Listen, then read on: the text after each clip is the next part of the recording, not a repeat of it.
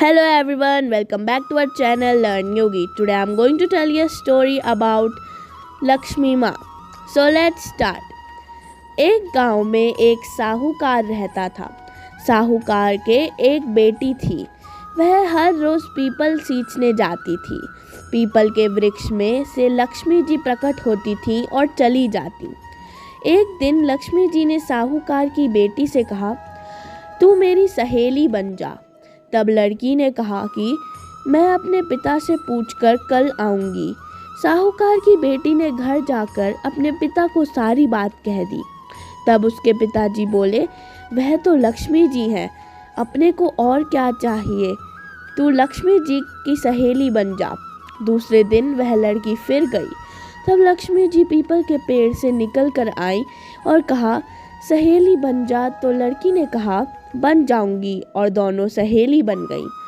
लक्ष्मी जी ने उसको खाने का न्योता दिया. घर आकर लड़की ने माँ बाप को कहा कि मेरी सहेली ने मुझे खाने का न्योता दिया है. तब बाप ने कहा कि सहेली के जीमने जाओगी पर घर को संभाल कर जाना.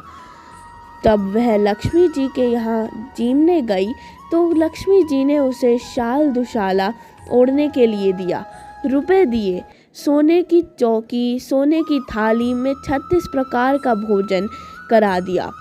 जीम कर जब वह जाने लगी तो लक्ष्मी जी ने पल्ला पकड़ लिया और कहा कि मैं भी तेरे घर जीमने आऊँगी. तो उसने कहा, आ जाइए.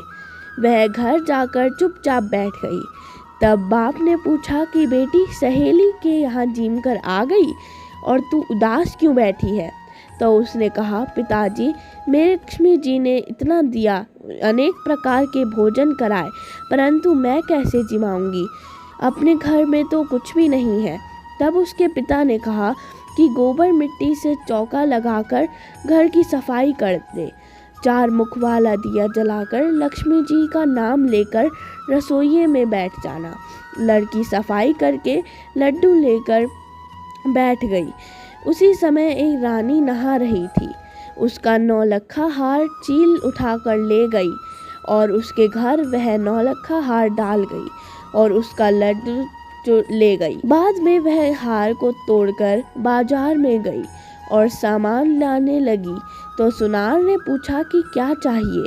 तब उसने कहा कि सोने की चौकी, सोने का थाल, शाल दुशाला दे दो, मोहर दे और सामग्री दे. 36 प्रकार का भोजन हो जाए इतना सामान दे. सारी चीज़ों लेकर बहुत तैयारी करी और रसोई बनाई. तब गणेश जी से कहा कि लक्ष्मी जी को बुलाए. आगे आगे गणेश जी और पीछे पीछे लक्ष्मी जी आई. उसने फिर चौकी डाल दी और कहा, सहेली चौकी पर बैठ जा. तब लक्ष्मी जी ने कहा, सहेली चौकी पर तो राजा रानी के भी नहीं बैठी, किसी के भी नहीं बैठी. तो उसने कहा कि मेरे यहाँ तो बैठना पड़ेगा. फिर लक्ष्मी जी चौकी पर बैठ गई. तब उसने बहुत खातिर की. जैसे लक्ष्मी ने करी थी वैसे ही उसने करी. लक्ष्मी जी उस पर खुश हो गई. घर में खूब रुपया एवं लक्ष्मी हो गई. साहूकार की बेटी ने कहा, मैं अभी आ रही हूँ, तुम यहीं बैठी रहना. और वह चली गई. लक्ष्मी जी गई नहीं और चौकी पर बैठी रही. उसको बहुत दौलत दी. हे लक्ष्मी जी, जैसा तुमने साहूकार की बेटी को दिया वैसा सबको देना. कहते सुनते हुंकारा भरते अपने सारे परिवार को दियो.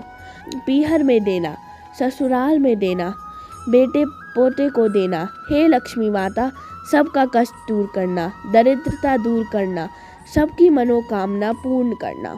धन्यवाद. Thank you for watching. Don't forget to subscribe. For more update, press the bell icon, like, share and comment down.